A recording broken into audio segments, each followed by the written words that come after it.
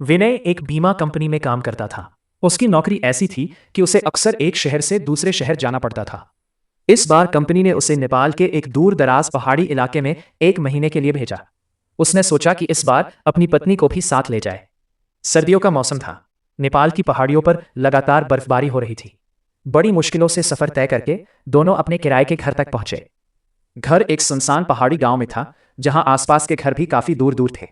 उस रात करीब 12:30 बजे दोनों सोने की तैयारी कर रहे थे। बाहर बर्फीला तूफान चल रहा था। तभी अचानक उन्हें लगा कि किसी ने दरवाजा खटखटाया है। ठक ठक ठक। दोनों ने सोचा कि शायद तेज हवा की वजह से कोई आवाज आई होगी और फिर सो गए।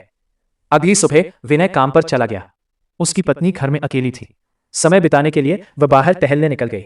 जैसे ही उसने घर का गेट खोला, उसकी नजर पास के एक खंभे के पीछे खड़े एक छोटे बच्चे पर पड़ी। बच्चा उसे चुपचाप देख रहा था। उसने बच्चे को आवाज दी, लेकिन वो भाग गया। अगले दिन फिर वही हुआ। इस बार उसने बच्चे को रोक लिया और पूछा, नाम क्या है? बच्चे ने धीमी आवाज में कहा, सूर्य, और फिर भाग गया। इसके बाद वो बच्चा रोज दिखाई देने लगा। वो दूर खड़ा बस उसे देखता रहता था। रविवार की रात थी। बाहर भयंकर बर्फीला तूफान चल रहा था। विनय और उसकी पत्नी अंगीठी के सामने बैठे आग ताप रहे थे।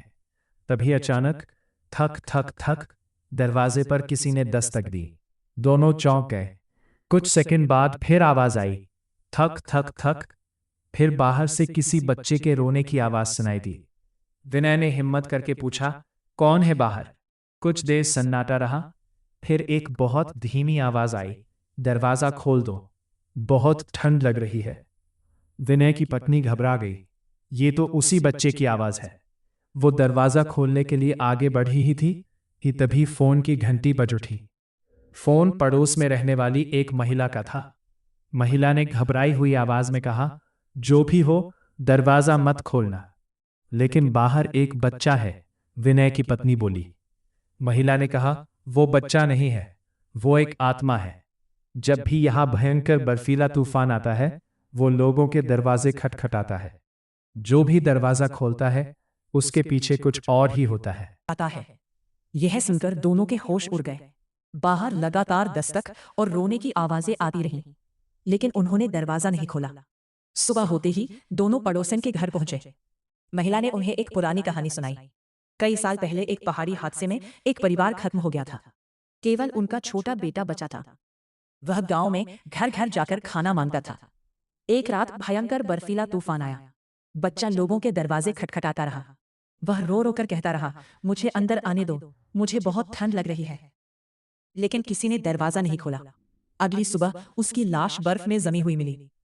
तब से उसकी आत्मा हर बर्फीले तूफान में गांव के दरवाजे खटखटाती है। यह सुनकर विनय और उसकी पत्नी सन्न रह गए। पूरा महीना वहां रहने के दौरान उनके साथ ऐसी घटना 3-4 बार और हुई, लेकिन उन्होंने कभी दरवाजा नहीं खोला। 1 महीने बाद विनय का काम पूरा हो गया और दोनों गांव छोड़कर चले गए। लेकिन जाते समय विनय की पत्नी के मन में एक सवाल हमेशा के लिए रह गया।